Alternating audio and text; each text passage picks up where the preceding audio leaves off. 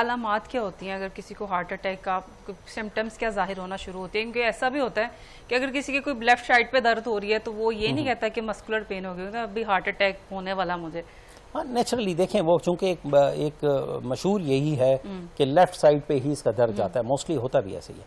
पहले तो हमें रिस्क फैक्टर्स देखने पड़ते हैं कि उस पेशेंट में या उसमें कोई रिस्क फैक्टर हैं जिसकी वजह से हार्ट अटैक हो सकता है, नंबर 1। दूसरा हम ये देखते हैं कि ये टिपिकली एक फिंगर से कभी भी हार्ट अटैक नहीं आता, ये यूजली सीने को जकड़ता है। हो सकता है कि मरीज कंप्लेन करे कि डॉक्टर साहब मेरा सीना जकड़ा जा रहा है, मेरा सांस बंद हो रहा है, कोई मेरे सीने पे बैठा हुआ है, और ये मुसलसल दर्द बढ़ता जाता है। और ये दर्द हो सकता है कि आपके लेफ्ट आर्म में चला जाए, राइट आर्म में चला जाए, अच्छा, बैक पे हो। जी बिल्कुल, इवन अबव द अम्बलाइकस जिसको हम बेली बटन कहते हैं, इससे ऊपर कहीं पे भी दर्द हो सकता है, जाज में हो सकता है, जा में। ये तो सिर्फ दर्द है। Most of the time even जो डायबिटिक पेशेंट हैं या जिनमें न्यूरोपैथी होती है, नर्व्स की खराबी होती है, उनमें दर्द होता ही नहीं है। उनमें हो सकता है उन्हें सिर्फ चक्कर आ रहे हो, सिर्फ सांस की तकलीफ हो रही हो, सिर्फ दिल की धड़कन तेज हो रही हो। और एक बड़ी इंपॉर्टेंट है, उसे कहते हैं इम्पेंडिंग डूम। पेशेंट को खुद लगने लगता है कि मैं मरने लगा हूं। ये बड़ी इंपॉर्टेंट फाइंडिंग है, इसे कभी इग्नोर नहीं करना चाहिए। पेशेंट खुद कहता है डॉक्टर साहब मेरा दिल घबरा रहा है, मैं मरने लगा हूं। ऐसे क्या वाकई में उनकी डेथ वगैरह? बिल्कुल, वी हैव टू लुक, हमें उन्हें एडमिट करना चाहिए और उनकी कंप्लीट इन्वेस्टिगेशन करनी चाहिए। Do not ignore these patients. In fact most of the diabetic patients और इस तरह के पेशेंट इसी तरह की सिम्टम्स के साथ आते हैं। क्या उनको किस तरह से ये फील होता है कि बस हमारा वक्त आ गया, हम जाने लगे? ये आपकी बॉडी खुद बताती है। जब बॉडी के अंदर चेंजेस आती हैं, हार्ट अटैक एक मेजर चेंजेस लाता है बॉडी के अंदर, और उनको फीलिंग्स आना शुरू हो जाती हैं पेशेंट्स को खुद ही, इम्पेंडिंग डूम की, कि डॉक्टर साहब बस खत्म होने लगा हूं मैं। ये one of the finding, very important finding. हम अपनी लैंग्वेज में अक्सर इसको घबराहट भी लिखते हैं, बहुत सारे हॉस्पिटल इसको रिकॉग्नाइज करते हैं कि पेशेंट फील कर रहा है कि मुझे घबराहट है। नो डाउट हो सकता है 50% पेशेंट नॉर्मल हो, बट आप इन्वेस्टिगेट करेंगे तभी नॉर्मल होंगे। अगर किसी को बिल्कुल माइनर लेवल पे पेन हो रही है और होती जाती है, तो उसको आइडेंटिफाई कैसे किया जा सकता है कि हार्ट अटैक की तरफ जो है वो मूव हो रही है? बिल्कुल, उसमें एक तो यही अलामात ये हैं, और दूसरा ये है कि एप्रोप्रिएट इन्वेस्टिगेशन। जब भी कभी ऐसी अलामत हो तो कोशिश करें कि जो करीब का हॉस्पिटल है जहाँ पे कार्डिक फैसिलिटीज़ हैं, ईसीजी अवेलेबल है, वहाँ पे फौरी तौर पे पहुँचें और एटलीस्ट अपनी ईसीजी ज़रूर करवाएं। वहाँ जो डॉक्टर है वो आपको चेक करेगा, आपकी ईसीजी ज़रूर करेगा, जिसको इलेक्ट्रोकार्डियोग्राफी कहते हैं। ये मोस्ट ऑफ द टाइम ये डायग्नोज कर लेती है हार्ट अटैक को।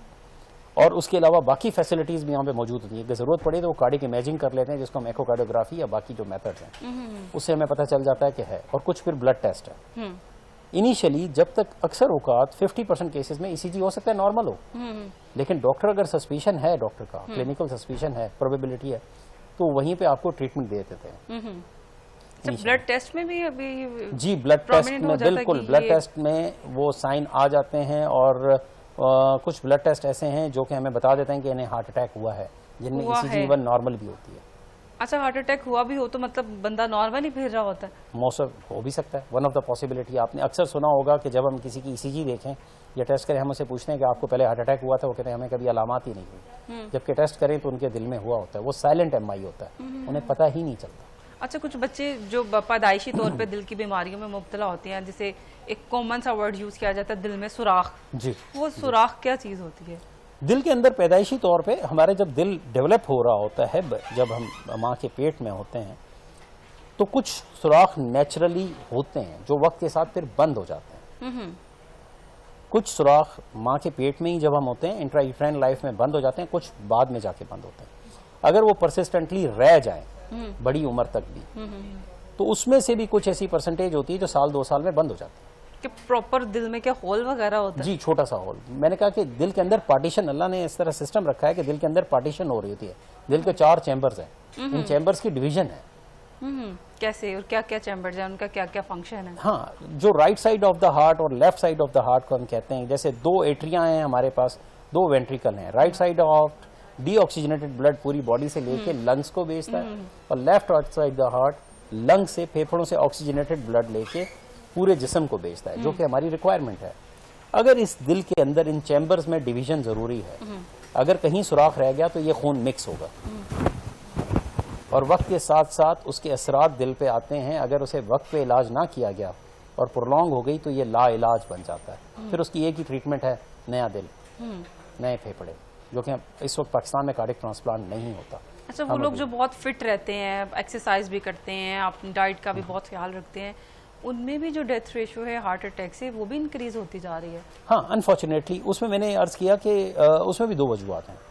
एक तो कुछ मरीजों में कुछ दिल के अंदर चैनलोपैथीज होती हैं, दिल के अंदर कुछ डिफेक्ट्स होते हैं, कंजेनिटल डिफेक्ट्स होते हैं, वो वक्त के साथ साथ वाजे होते हैं। अक्सर स्पोर्ट्समैन का आपने सुना होगा, क्वाइट फिट, और अचानक उनकी ड्यूरिंग स्पोर्ट्स डेथ हो गई।